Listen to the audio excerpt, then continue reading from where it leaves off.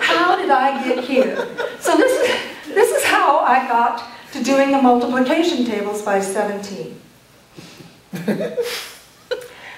I had put down a word in Scrabble. Michael, you'll appreciate this because Jean came to mind right away. Jean and I play Scrabble a lot.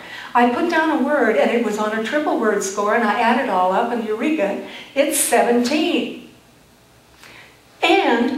But it wasn't. When I add it all up, it's 16, and I go, oh, but if it only had one more point in there, it would be 17. And 3 times 17 is, let's see, 51. And 4 times 17 would be, and 5 times 17 would be, and 6. And it's like, ah! So the word was chyme. C-H-Y-M-E. That's a very good word. If you're a Scrabble player, that's a very good word. Chyme. Now what chyme is it's the digestive part of your food. After your stomach has finished its part of it, which involves a lot of hydrochloric acid. This is a very long conversation I'm having all by myself now. The hydrochloric acid, when it goes from your stomach into your intestine, it's called chyme. Yes, so there I am. And the reason I'm on chyme is because I have a vegetarian diet.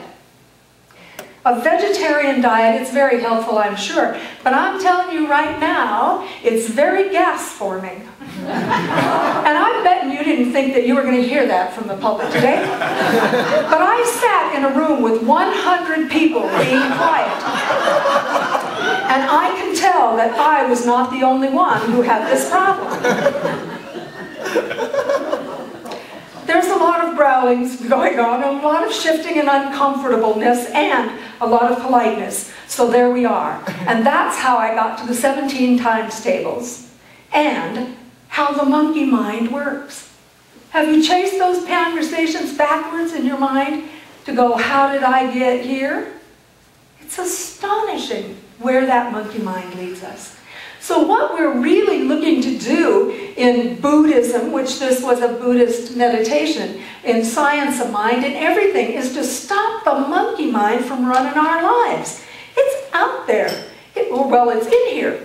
And it keeps us from putting our attention into the nothingness or into the spirit. Because when we're in nothingness, pardon me, when we don't have a lot of that conversation going on, Spirit can speak to us and we can hear it. We can't hear the sound of the divine voice over the sound of our own chatter, all that monkey madness that goes on. A little reading from Dr. Michael Beckwith, as a matter of fact, from his 40-day Mind Fast Soul Feast. Courting the infinite. There is a longing within you, a mystical ache to express your intrinsic spiritual nature. This inner impulsion lovingly urges you forward until you catch the thought God had at the precise moment it projected you into existence. It is touching to realize that when God thought you, it thought of nothing else but you. You held its whole attention, love, and awareness. How enthralling is that to remember that truth? It's the truth. God didn't have anything else in its mind but us, each individual one. What a good idea. I think I'll invent Corey. What a good idea. I think I'll invent Grace. And then our own beloved Ernest Holmes has this to say. We set our own limitations. Do we desire to live in a world peopled with friends who love us, surround us by things beautiful and pleasing? There is but one way, and this way is as certain as that the sun shines. Daily, we must control all thought that denies the real, affirm the divine presence within us. Then, as the mist disappears before the sun, so shall adversity melt before the shining radiance of our exalted thought. I think most of the time I'm not thinking exaltedly. I'm thinking my ordinary monkey mind thoughts, and they are dragging me around. And sometimes, I know this is true for all of us, that in the midst of that being dragged around, we are also having conversations with people that we are making up. And sometimes we'll let it spin downward, like my friend Savannah, who's driving along, happy, happy, happy. The next thing she knows, she's crying for her son's funeral. He's not dead. She goes, how did I get there? How do we get there? It's those conversations. She's making it all up. And we're doing it on a constant basis.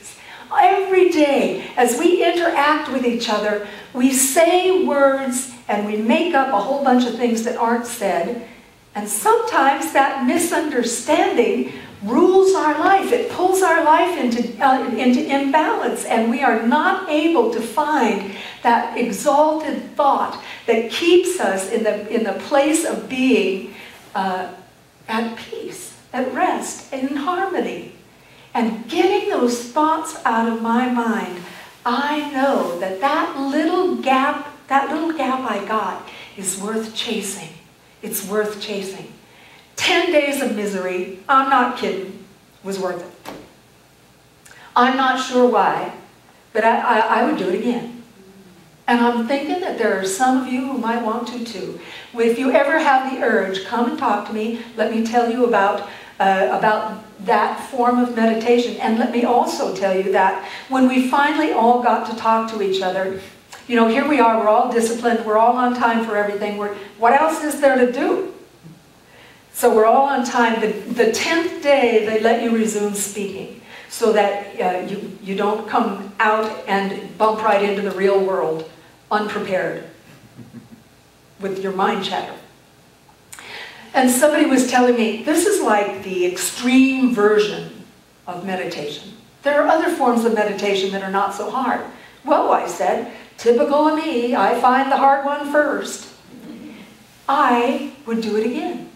And I know that there are easier forms of meditation, and I'm thinking we all sort of want to see if we can find that space where there's a little gap in our thinking, because then we start to recognize that there is something so much bigger than we are, so expansive, so divine, it's everything, and it's the no thing in our mind, no thing in our mind.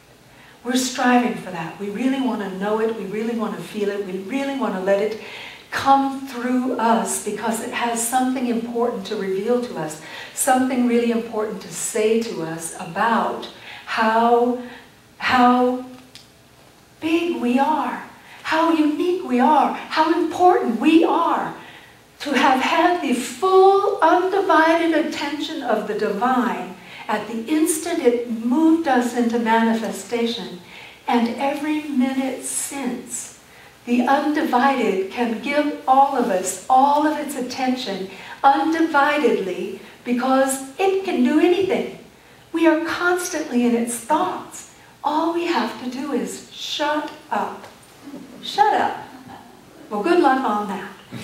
But in the meantime, just know that it's possible. And join Elisha's Meditation is More Than You Think class.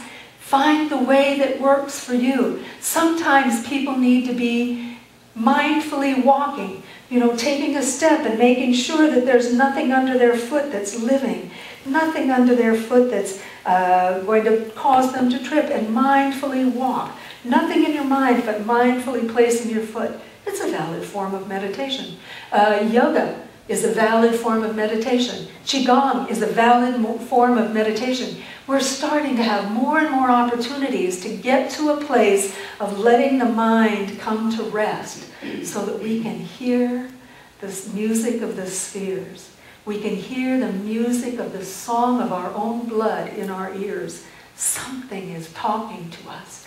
Something is coming to us. Something is coming through us. Let's be part of it. Let's put our intention and attention on it. And as we move through the chaos of this season, this coming season, which is so filled with all the activity of the world, let us find that peaceful place, so that as we step into each new experience, we are calm and ready for whatever present Spirit has to give us in the now moment. And so, if you will, let's go into prayer for a moment. Let us go in there with a little gap, a little silence, a little stillness, calling forth a great divinity from within us that has always been present from the instant we conceived of this life and chose to come. We were animated by this divine source, by the singing of spirit in our ears, by the whisper of spirit telling us, this, my beloved, is what you are here to do, be, and have. So that I recognize that this infinite source of all things has completely provided everything we need for this journey. And we are continually receiving the gifts that it is offering. Peace of mind, love and interrelationships, freedom, freedom from worry, doubt, fear, dis-ease. An abundant nature pouring itself into us. And I'm open to receive. I no longer keep myself closed off, for I am truly willing to be listening for the voice, celestial. From that place of willingness, I know for myself and for everyone here and for everyone on the planet that something new is arising. From the ashes of everything that looks like it's crumbling around us, the phoenix rises once again. Spirit rises once again and brings something new that has never been seen before. And we are the bearers of the light. Let us shine the light on it. We're it. Glowing from within, we simply let Spirit unfold itself in its own perfection through each one of us, calling forth from us our talents and our gifts, calling forth the givingness of Spirit as us. We open ourselves to receive in equal measure the thoughts of Spirit as we move along, being mindful and letting go of the constant twitching and clattering of our bodies and our minds. We are so blessed to be here together on this planet, doing something wonderful once again. And I let the world unfold in its own perfection, doing what I can to raise the level of that perfection to include me in it. How grateful, how grateful. With a great and open heart, I simply let go of the Word, knowing that it manifests through each and every one of us. And we let it go and let it be. And say with me, and so it is.